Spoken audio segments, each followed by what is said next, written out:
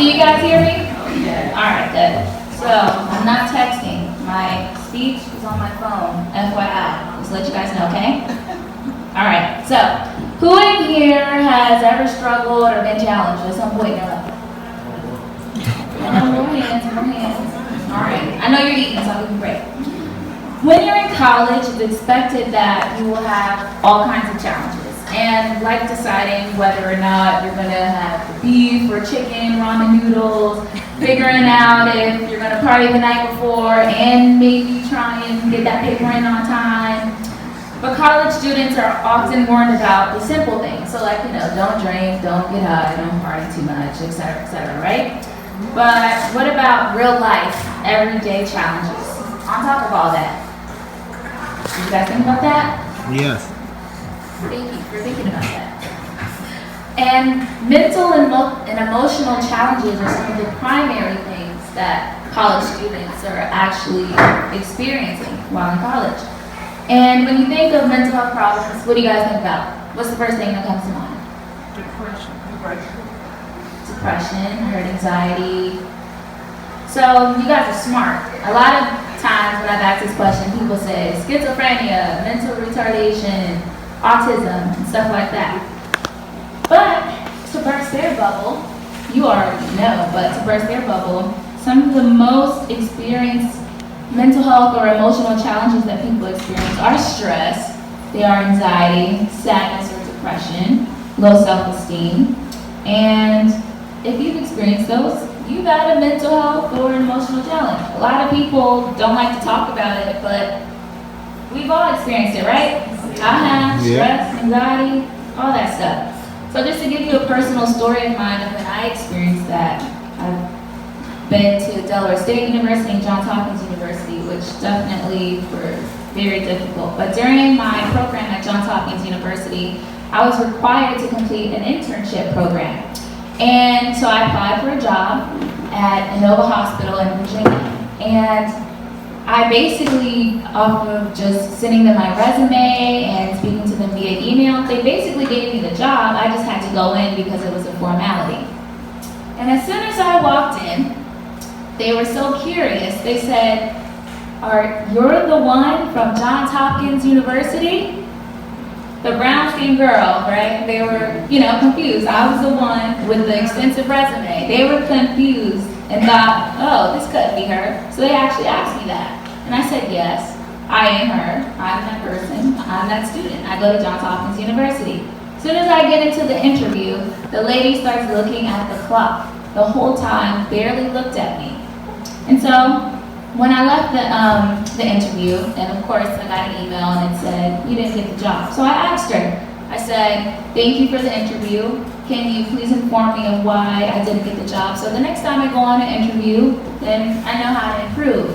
She said it was because she could not relate to me. Because she could not relate to me. That's why I didn't get the job. And so it didn't click with me in the beginning that it was, of course, racially charged, and that's why I didn't get the job. But after my interview, I started feeling so down. My confidence was shot, like completely shot. Even with all the things that I had accomplished, that one thing shot me down. But after talking to others about my experience, these two included, and a little bit of self-reflection, I realized that I wasn't the problem.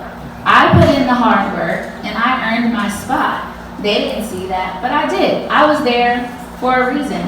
And if I had let that get to me, I wouldn't have finished my program at Johns Hopkins with nearly a 4.0 as a member of my school's honor society. To me, Mansfield was proof that people believe in me. This is an entire committee, a community of people that support all of us, me and all the new students and former students. So be aware of that. When you think that you're alone and you have no one to talk to, how many people we got in here? 40, something like that, I can't count. I got good grades, but math, no. Math is not my thing. But they wouldn't give y'all that money for nothing if they thought you weren't worth it, and if they thought that you couldn't succeed. Would you give up $100 for? See, there you go. There you go. So whenever you're asking yourself, when in school or outside of school, Can I really do this? Am I good enough? Know that you can, and know that you are good enough. You've made it this far for a reason. People don't get accepted into school just for good looks, or at least they shouldn't, right? You guys got good grades, right? Okay. But people get accepted into school because of their hard work. So whenever you're also feeling down, sad, or depressed, because it will happen, I promise you. You can call me if it don't happen. There's something wrong. All right? I'll give you some pro bono services. But remember that you have a group of people that believe in you. Once again, you have a group of people that are willing to support you. I say this to let you know that it's okay to be depressed. It's okay to be down, stressed, sad, or stressed. Embrace that normalcy because you are not alone. But I also want you to be courageous enough to keep pushing and to do something about it. So just don't sit in it, do something about it. Black college students especially are more likely to have feelings of anxiety and depression, suicidal thoughts, and suicidal attempts than any other group of people. Think about that. Let that sit in. I spent $100,000 to figure out that fact. Just letting you know. So you're entering an environment where the odds are already stacked against you. College is a bet. Like, you have a 50% chance of coming out successfully, graduating, or not. So be prepared. So many people, especially black college students, suffer alone because they are too afraid to talk to anyone. So I want everyone, all my students, pull out your phones. Come on, I know you got them. Pull out your phones.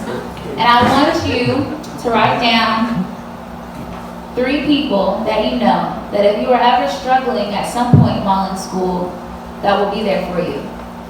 Because often when we're sad, we can't think of that person that's going to be there for us. We're like, oh, no one supports me, no one can help. You can't think of that person. But if you write it down now, you'll have that as a reminder.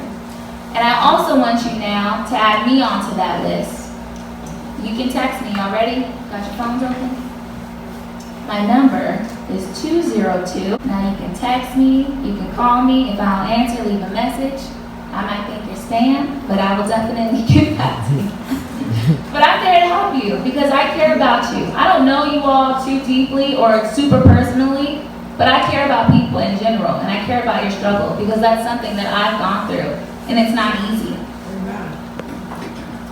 And I also want to leave you all with this. For those of you who have my number, I'll be publishing a self-help book that I'll be giving you all free access to while you're in school, and it incorporates journaling and arts into it. So say you don't have the opportunity to call someone or someone doesn't answer, you can use that to help you get through your tough time. You all can only succeed if you refuse to give up. There isn't a challenge that you can't overcome with a little persistence, some support, and a little help from Jesus. Amen? Amen. Thank you. Amen.